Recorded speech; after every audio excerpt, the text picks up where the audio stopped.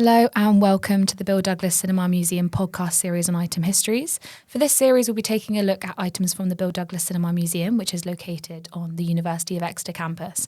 We'll be taking items from the museum and providing context for them, discussing their histories and their importance to the museum. We are student interns Chloé and Jess. Hi, Jess. Hi, Chloé. And today we are joined by Professor Helen Hanson. Hi, Helen. Hi, folks. Helen is an associate professor in film history at the University of Exeter and academic director of the Bill Douglas Cinema Museum. Helen's current research is in women's work in film sound and Hollywood cinema in the classical studio era. Today, we will be discussing the coming of sound in Hollywood and its impact. So thank you for joining us, Helen. Let's get right into it. So the recent research you did in Lella Simone is really interesting, especially as you talk about Singing in the Rain, which is a film itself about the coming of sound. Could you talk a little bit more about the value of coming of sound in the film industry and in relation to this recent work that you've done? Yeah, thanks, Jess. Yeah, so it was a real thrill to work on Singing in the Rain, a film which is very well known. Yeah. It's a comic take on the massive changes that happened in the industry when sound was introduced to motion pictures. And I think that film, although of course it is a comic take on all of those changes, it captures the key elements, the way films were made, the changes that happened there, the way audiences received the films, and the way I suppose that new film genres were able to kind of come through. So Singing in the Rain captures that moment where the star, Don Lockwood, who's also the film's producer, realises that the old silent mode of filmmaking, and particularly the action, is not working in the kind of the sound format. No. So, he has this inspiration to turn the film into a musical.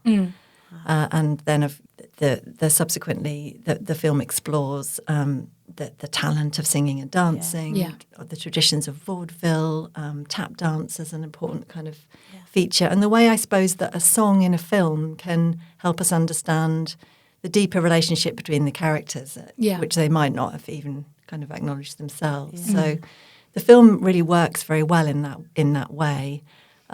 It was made by MGM Studios at the kind of the high point of the Hollywood musical, you could say. It was made in the Arthur Freed unit, a unit of really talented songwriters, composers, and also technical staff who made some of the biggest musicals that we know about. So films like, obviously, Singing in the Rain, An American in Paris, Gigi. There's a whole there's a whole set of films that are really spectacular in their costuming, colour, the musical performance, and so on.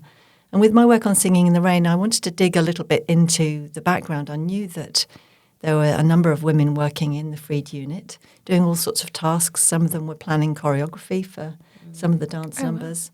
And some, like Lella Simone, was working on all of the technical aspects of music. Her job title was music coordinator. So she was really bringing together all of the elements of, the way that the moment that the score transitions into a song, looking after the sound effects within the song, making sure that the songs were pre-recorded on discs so that they could play back for the performers to do their live performance. So a huge range of very technical tasks that we don't necessarily think about as kind of creative, but are absolutely essential to the flow of the musical. So the musical is one of those genres, I suppose, a bit like science fiction or, many, many genres do this, where the film seems seamless, it seems effortless, it unfolds, but there's a huge amount of labour behind the scenes. So I was able to do some archive research into the MGM papers of Arthur Freed, but also his assistant Roger Edens, who is an associate producer on many of the musicals. Edens was a composer, and he was very good friends with Lella Simone. And I was able to look through folders of her work and so on. So kind of, I suppose, capture a different view of the filmmaking scene from behind the scenes, and that's been very, very fascinating. In terms of what the coming of sound brought to the industry, it really did change everything. It changed exhibition practices. The cinemas had to be wired for sound. Previously, you might have had an orchestra. If it was a sort of prestige picture, you might have had an orchestra at the front of the picture. If it was more of a low-budget cinema, you might have had a pianist at the side doing some live accompaniment. And there were some live sound effects for some early some late silent, early sound films. And there were all sorts of ways in which sound was working with silent film before the transition, if you like. So music in particular, of course, but sometimes live sound effects.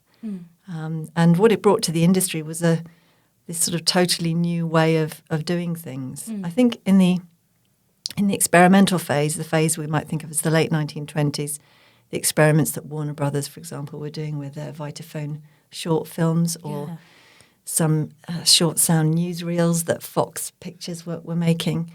I think the studios weren't totally sure whether audiences would go for this, whether there might be the old, the kind of tradition, if you like, of silent pictures, which had music with them but would kind of flow, and you could move those across international borders very easily. Stars, like Greta Garbo and John Gilbert had international reputations. And similarly, of course, French cinema could easily play in the US in that period. So there were changes in that, and the studios, I think, weren't sure whether the sound film was a thing. And it was one of those moments in technological change where there's not a novelty format, a new format. Will it become standard? Was the question.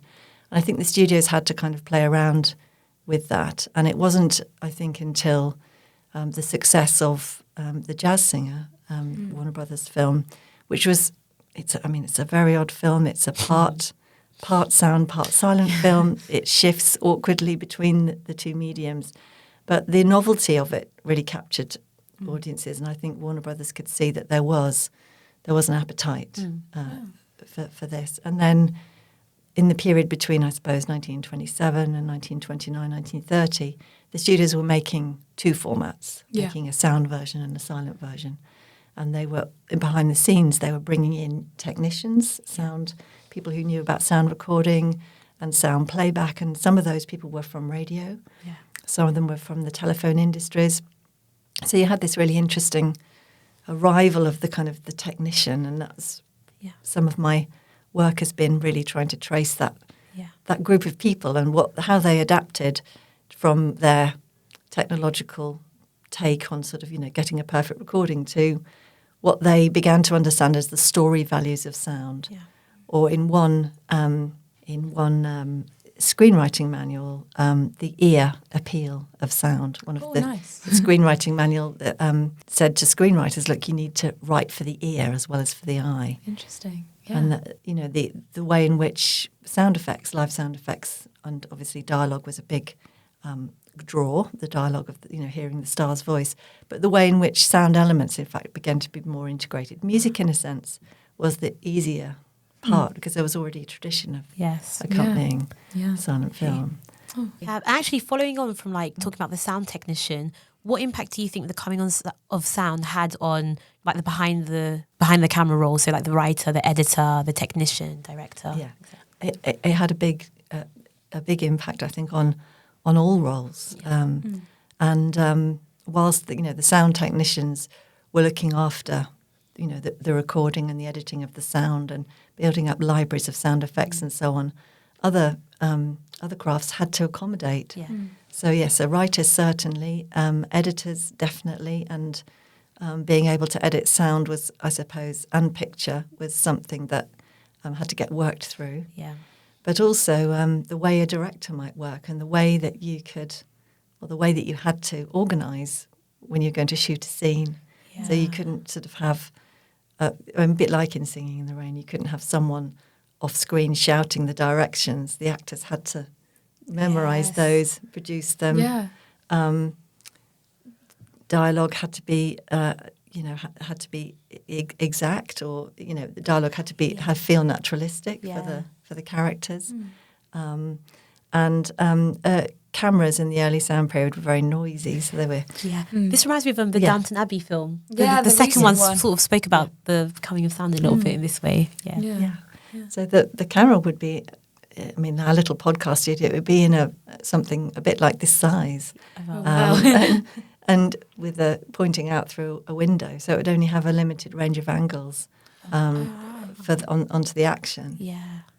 This was in the very early days. It soon transcended these problems, but late silent cinema was considered to be, I mean, the sort of, if you look at a film like Sunrise, the flow of the movement of the camera is really beautiful, whereas so that had to stop for a few years. Yeah, I guess that limits actors' movements as well as directors' sort of shots, doesn't Absolutely. it? Yeah. So there might be multiple camera setups, several of these little boxes or little pods where you had the camera in, taking different angles on the scene. But fairly soon, by really 1931, things were much more mobile again and were able to separate sound and picture. That made it much more flexible. But yes, it did really change. So the item we selected to talk about today is a Vitaphone disc from the film Viennese Nights. So the Vitaphone is sound on disc technology. So how did this switch from sort of sound on disc to sound on film change the way we kind of saw and heard things on screen? And what was that switch? Yeah, absolutely. It's a really good question. It's such a fascinating artifact. A set of artifacts. There's a set of discs. Yeah. So sound on disc was the Vitaphone system, and in the early sound period, there were sort of two formats running at a similar time. A bit like the transition from to video. There was VHS and Betamax. Yeah. I mean, we can see this in many periods. There's sort of competing technologies. So Vitaphone allowed the sound to be recorded onto a disc, and actually you could edit the sound onto the disc, although it took quite a lot of technological insight.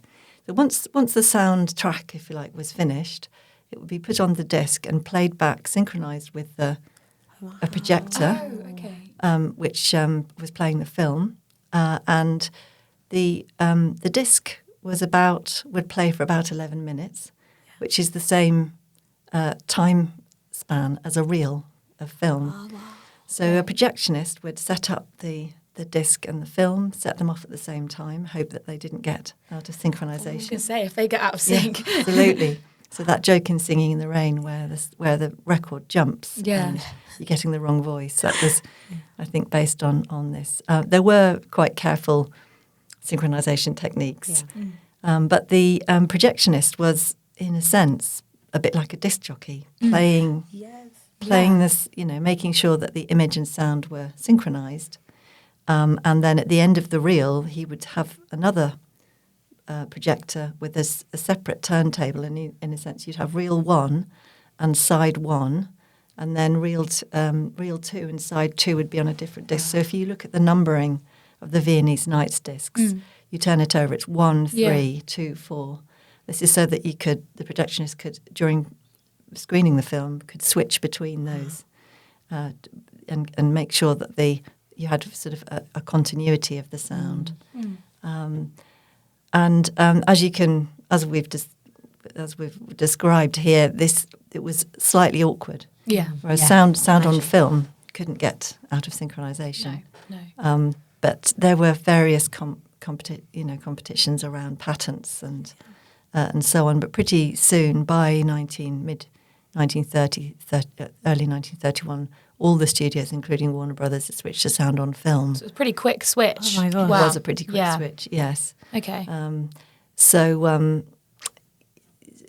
Because really it was much more reliable technology. You could cut the sound, you cut the picture, and then you had it completely synchronized throughout. Wow. Yeah. Amazing. Yeah. But there's quite a long tail of how many cinemas would transfer to sound. So silent film was continuing to be exhibited in that time as well. It's quite we often think about history as this total break, but it is usually a slow release, slower, and that blurry zone is often a zone of experimentation. And you get so many different interesting types of film as well. Yeah.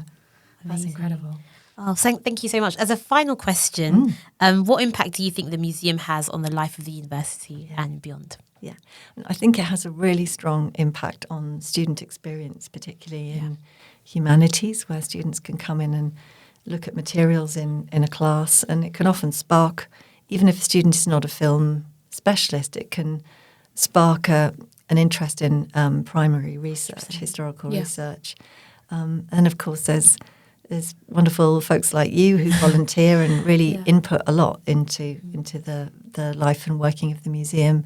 The museum is a bridge between the university and the city. Yeah, that's very true. Lots of people come up to the museum when they're on holiday in Devon, and they're coming to Exeter for a day, and they might have found out about the museum on the tourist information. It's often very busy on rainy days. Yeah.